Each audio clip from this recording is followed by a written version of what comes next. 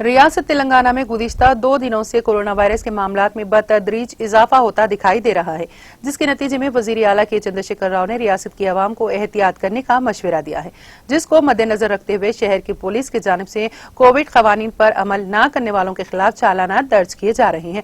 चुनाचे Falaknuma inspector police मोजी राम की जेर क़यादत पुलिस की टीम की जानिब से कोविड कवानीन पर अमल करने से मुतालिक अवाम में शऊर बेदारी की जा रही है।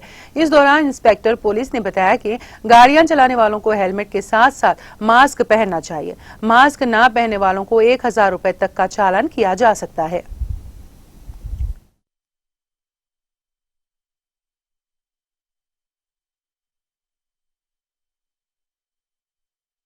ऑफिसर CPSR इंस्ट्रक्शन लिए सेकेंड व्यू कोरोना चल रहा है, इसलिए पब्लिक की मोटिवेशन कर रहे हैं हम। वो पब्लिक कभी भी घर से बाहर आने के बाद कंपलसरी मास्क वो डाल के बाहर आना बोल के CPSR उसको गाइडेंस दिया। वो 1 वीक तक प्रोग्राम करो बोल के हमारे को इंस्ट्रक्शन दिया। वो इंस्ट्रक्शन लिए हम पर ये 1 वीक पूरे जंक्शन के लिए पब्लिक की मोटिवेशन कर रहे।